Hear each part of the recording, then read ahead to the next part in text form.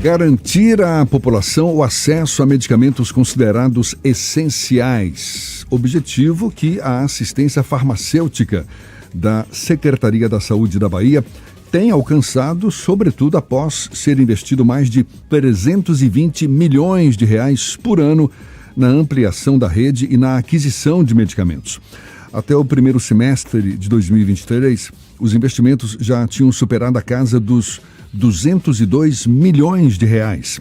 A gente aprofunda o assunto, conversando agora com o superintendente da Assistência Farmacêutica, Ciência e Tecnologia em Saúde do Estado da Bahia, Luiz Henrique Dutra, nosso convidado conosco aqui no Issa Bahia. Seja muito bem-vindo. Bom dia, Luiz Henrique, tudo bom? Bom dia Jefferson, bom dia Ernesto, bom dia ouvintes. É um prazer estar aqui e poder falar um pouco sobre esse tema que é complexo. A população muitas vezes tem dúvida de como ter acesso a medicamentos, né? Porque inclusive falando aqui que tem atingido esse objetivo, né, de garantir à população acesso a medicamentos, investimentos vultuosos na área, fica parecendo um céu de brigadeiro. Sim. E é de fato o que está acontecendo ou não? Porque, como você bem colocou, não é? O acesso a medicamento nem sempre é fácil. Isso. Bom, o acesso a medicamentos é importante a população compreender que ele se dá no âmbito ambulatorial, que é o que a gente está falando aqui, da assistência farmacêutica, né? Ele se dá tanto através dos municípios, quanto através das farmácias do governo do estado. Então, aqueles medicamentos que são de menor complexidade, eles podem ser acessados pela população através dos postos de saúde municipal. Aqueles que são de maior complexidade são acessados através das farmácias do estado. Por quê? Por serem doenças mais complexas que necessitam de uma avaliação mais criteriosa do protocolo ao qual o fornecimento daquele medicamento está submetido. Para que seja liberado o remédio, não é isso? Muitas vezes é prescrito um medicamento para um paciente que o protocolo estabelece que ele não tem critério para receber aquele medicamento, tá? Nem sempre o médico tem todas as informações necessárias dos protocolos estabelecidos pelo Ministério da Saúde. Receita o medicamento, mas na hora ele vai tentar acessar e não consegue. Isso, porque às vezes tem outro medicamento para aquela patologia, né?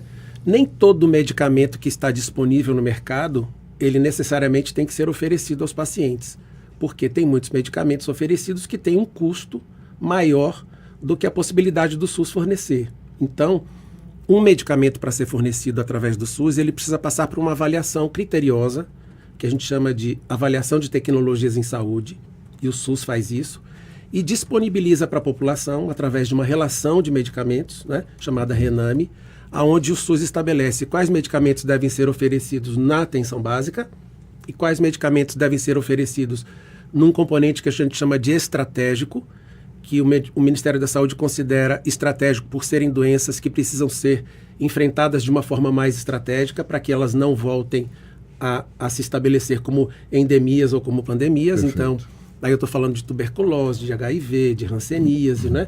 Várias dessas doenças, então tem critérios de fornecimento bem estabelecidos, mas esses medicamentos também são acessados através dos municípios, porém de compra do Ministério da Saúde.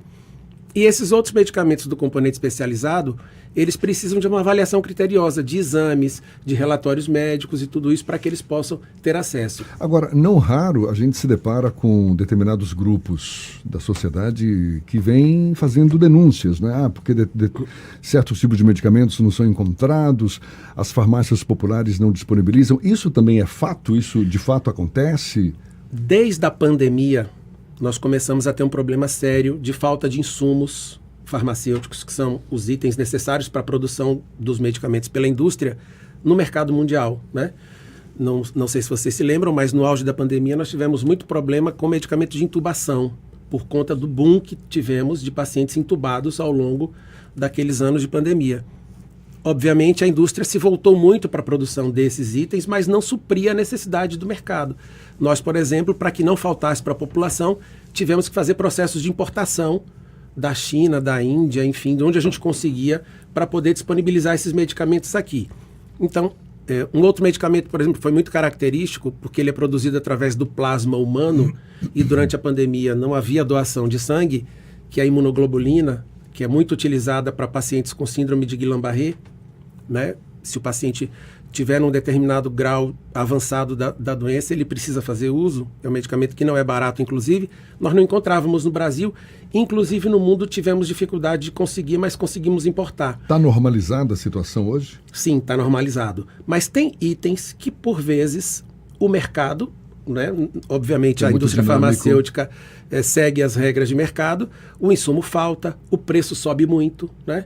Então, o Ministério da Saúde, por exemplo, pela complexidade que ele tem de fazer a aquisição daquilo que é responsabilidade dele, às vezes esbarra numa questão administrativa e pode um medicamento faltar por um determinado período. Mas tá? nesse caso, quando a falta do medicamento pode impor algum risco para aquela pessoa que recebe principalmente os medicamentos de uso continuado, mesmo assim a rigidez da legislação que trata sobre compras, a lei das licitações, ela se impõe? Vamos lá, Ernesto. Como é que funciona aqui na Bahia? Aí eu posso dizer pelos processos, porque somos nós que realizamos, né? Primeiro, alguns medicamentos que a gente compreende que a população não pode ficar sem, a exemplo de medicamentos para transplante, né? O paciente, quando ele é transplantado da noite para o dia, porque surge o órgão e ele é chamado para fazer o transplante. Esse medicamento, por exemplo, é fornecido pelo Ministério da Saúde.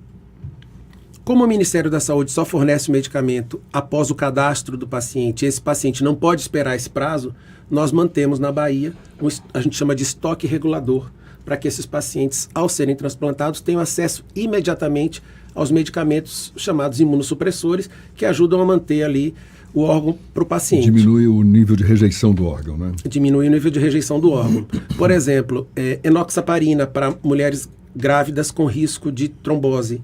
Também nós mantemos um estoque regulador aqui, porque ela pode ter uma trombose, pode perder o filho, e desde que ela esteja dentro dos critérios que o Ministério estabelece do protocolo, a gente fornece o medicamento com recurso do Estado e depois recebe esse ressarcimento do Ministério. Você falou, às vezes, e é óbvio que tem a limitação de orçamento, né, como qualquer possibilidade de gestão. Agora, em relação aos medicamentos, os chamados medicamentos de alto custo, sim, que às vezes são para doenças raras, né, mas envolvem pessoas que têm o mesmo direito de quem está acometido por uma simples gripe, ou por uma Covid, ou qualquer outro, e a família não tem como bancar.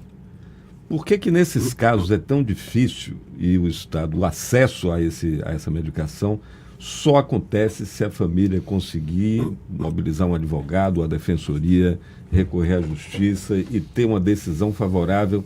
E por que o Estado, mesmo nessas circunstâncias, ele resiste até o limite para não ter que comprar esse tipo de medicamento, se isso envolve uma vida também, ou a qualidade de uma vida?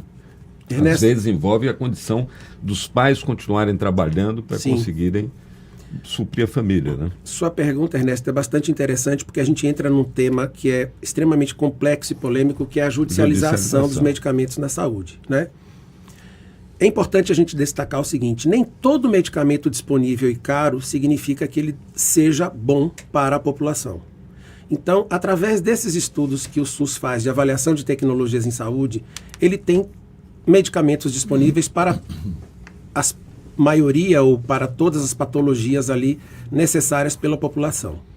Então, eu vou dar um exemplo que uma vez eu ouvi de um médico daqui da Bahia, mas que ele assim é um papa da medicina baseada em evidência, Dr. Luiz Correia.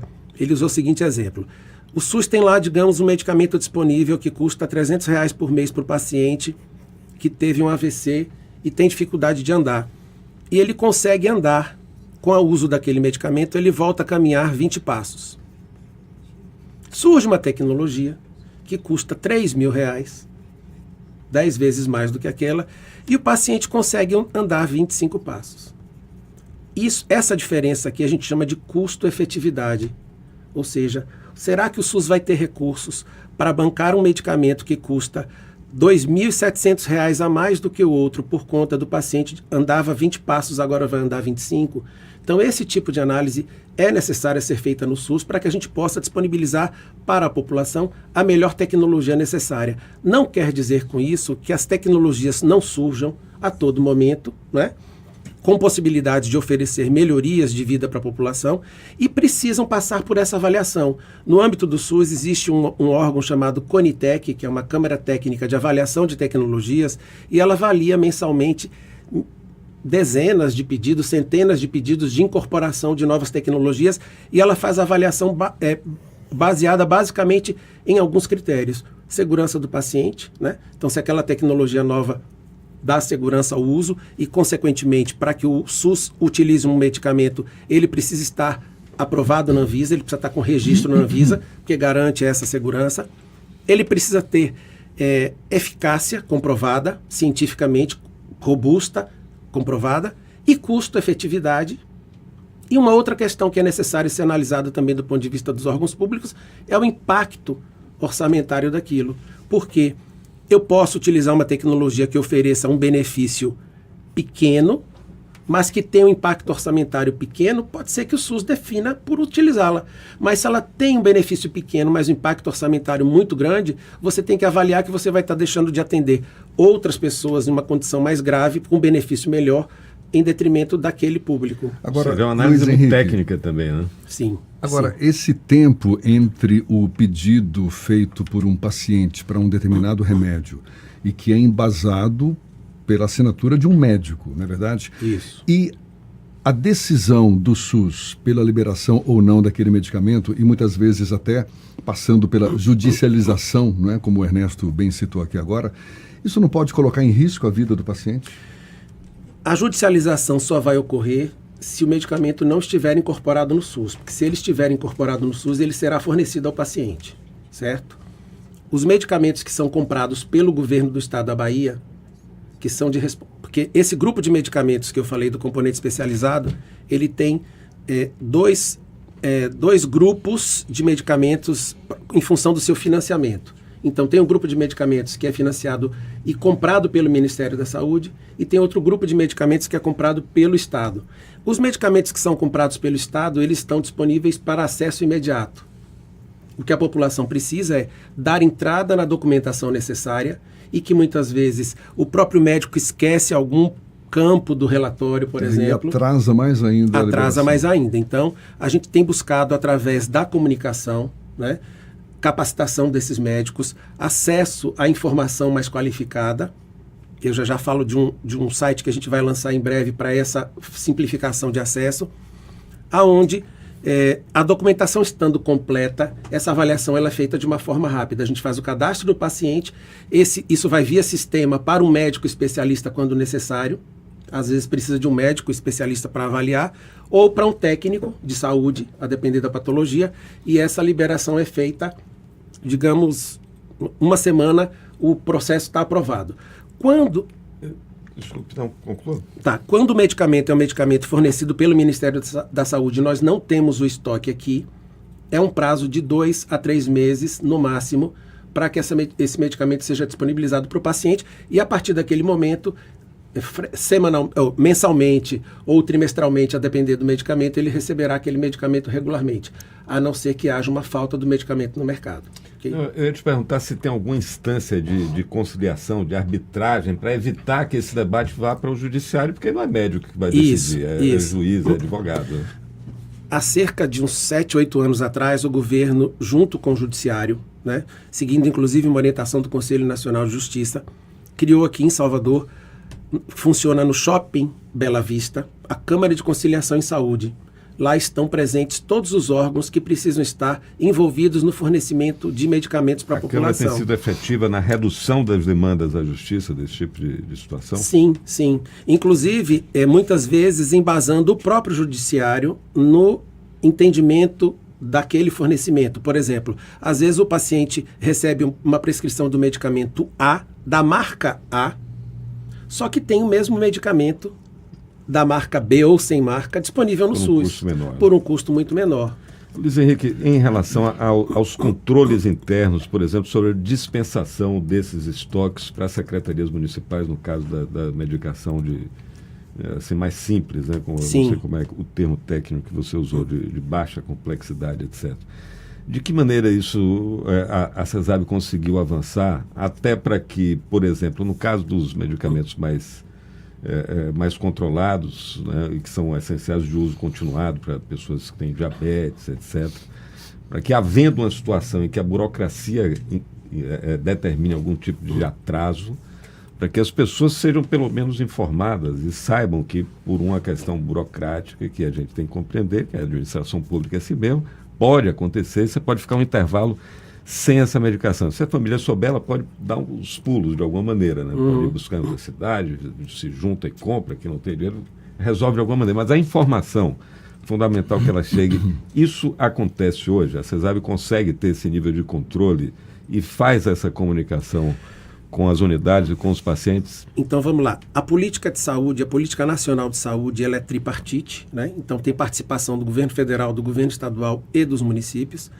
E existe autonomia municipal para algumas áreas da política de saúde. A assistência farmacêutica na atenção básica, ela é de responsabilidade municipal.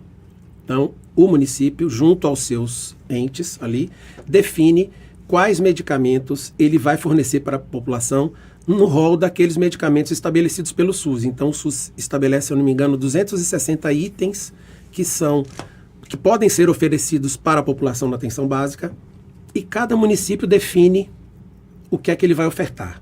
O que existe de regra é o valor mínimo que deve ser ofertado para a população, e esse valor ele é dividido, financiado da seguinte forma: 50% é federal, e esse dinheiro vai todo para a população, para o município, 25% municipal, então o município tem na sua mão 75% desse recurso, e 25% hoje é fornecido pelo Estado num rol de medicamentos que foi pactuado que o Estado comprasse e fornecesse para a população. Bom, o que é que nós fizemos então para poder melhorar o acesso da população a esses medicamentos, uma vez que a gente percebia que muitos municípios tinham dificuldade quando nós íamos fazer a gestão do fornecimento desses medicamentos, muitos municípios tinham dificuldade de comprar. Um município de 4 mil habitantes, como é que ele tem acesso a fornecedores grandes de medicamentos iguais a municípios de... Como Salvador, por exemplo. Salvador, Vitória da Conquista, Feira de Santana. E muitos diziam, a maior dificuldade nossa é conseguir concluir uma licitação. Então, há 3 anos atrás, em parceria com o COSEMES, que é o Conselho Estadual de Secretários Municipais de Saúde, nós desenhamos um projeto que a gente chama de Registro de Preço Compartilhado, onde o Estado passou a fazer as licitações em nome dos municípios. Com isso, nós passamos a oferecer os medicamentos que os municípios precisam comprar a preços 1000 vezes, né? Tem medicamento que é 1000 e tantos % mais caro do que o município paga, ou do que o município não consegue comprar. Então hoje nós temos um município que aderiu ao projeto de 3 mil habitantes com acesso aos mesmos medicamentos e aos mesmos preços que um município como Salvador, como Vitória da Conquista. Vai comprar uma quantidade pequena que, pela lógica de mercado, teria um custo maior por unidade. Isso. Né? E como o fornecedor ganha a licitação em todos os territórios, ele vai levar o medicamento para a Vitória da Conquista, ele entrega no município ao lado pequeno, que para ele o custo está ali diluído. Né? E com isso nós conseguimos ampliar enormemente o acesso da população aos medicamentos da atenção básica, que são fundamentais para que a população mantenha a sua saúde. Você falou de medicamentos mais complexos, mas, por exemplo, insulina é fornecido pelos municípios. Né? É comprado pelo Ministério, mas é fornecido pelos municípios. Então, com este projeto, por exemplo, eu fiz uma conta outro dia de 6 medicamentos que estão sendo comprados pelo projeto, né, pelo registro de preço compartilhado. Se eles tivessem sido comprados ao longo de um ano pelos mesmos municípios, no preço médio que eles pagavam antes, foi 50 milhões de reais de economia. Luiz Henrique, para a gente encerrar, você estava dizendo que muitas vezes técnicos da CESAB no setor de medicamentos contestam alguns medicamentos que são receitados pelos médicos, porque tem um outro aqui que pode ser substituído e tudo mais e tal. Você mesmo já presenciou alguma relação não muito harmoniosa entre médicos que receitam determinado medicamento e técnicos da CESAB que contestam aquele remédio? Não falo nem no nível da judicialização, mas de uma discussão mais acadêmica mesmo. Isso acontece? Nós não temos esse relacionamento frequentemente com os médicos, né? Porque isso se dá tudo através de processo. Mas muitas vezes, quando nós somos chamados a conversar com os médicos acerca dessas questões, a gente às vezes é até surpreendido. Uma vez, por exemplo, eu fui chamado por um grupo de médicos pedindo que a gente incluísse no rol de medicamentos que a gente fornecia um medicamento para a oncologia, né, que não era fornecido pelo SUS, e tinha o melhor, talvez um dos maiores especialistas da Bahia presente na sala, que eu disse, vai ser difícil de contestar, achando que ele ia fazer toda a defesa pelo medicamento. Esse médico abriu a boca, ele é da área de hepatologia, ele disse, eu sou contra essa incorporação. Aí todo mundo se assustou. Ele falou, lógico, é um medicamento que promete 3 meses a mais de vida para o paciente, é um custo absurdo desse. Não faz sentido o SUS. O paciente, óbvio, né? Todo mundo gostaria de ter sua doença debelada, mas nem sempre a gente sabe que o que o medicamento promete, às vezes, é verdade. Então, acontece muitas vezes esses embates, sim. O que não deixa de ser enriquecedor, não é? Para a própria discussão, o próprio conhecimento da área. E esse é o grande nível para que todos tenham acesso àquilo que o SUS preconiza. Tá? Luiz Henrique, muito obrigado. Luiz Henrique Dutra, que é superintendente da Assistência Farmacêutica, Ciência e Tecnologia em Saúde da Secretaria da Saúde do Estado da Bahia. Muito obrigado pela sua disponibilidade e atenção dada aos nossos ouvintes. E eu que agradeço. Bom dia também. Até uma próxima, então.